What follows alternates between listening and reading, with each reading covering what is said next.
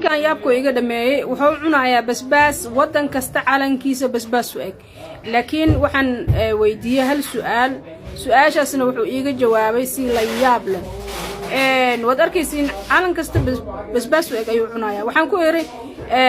lajanow maadaama wadamada dhan calamadooda ku soo cuntay basbaas u eg calanka Mareykanka waa arkaysiin de asagoo basbaaska kiyo hataa ku jira dhalooyinka ah kuwana waaba la isugu mix garay inta kala ay yihiin waa u jeedaa Turkiga maxaan ku raadaya kalarka yelowga meeshan kalarkan kale wadankan kale ay kalar wadanka laakiin red wine waxa cunaysa yellow maxaa waay calanka Mareykanka dib aan ugu soo celisay ma aqaan waxaan ku weerarnay hawiyaan idin ka dhaxgelinay anigu waxaan ku haystaa waan ku dhahay hal dacwadaas oo ah in aad wadankeena xaqirtay maxaad u cuni weysay baan ku uuri ama aad uga soo reebtay calanka wadankeena buluuga ah quruxda badan oo calankaas waa wadankee way ugu yiri Soomaaliya marka wuxuu yiri Soomaaliya waa buluug waxaan ka rabaa buu ugu yiri basbaas u eg wadankaaga dunida madoo ka jiro adigu ii keen buu ugu dhahay la yaab bal haduu jiro calankeena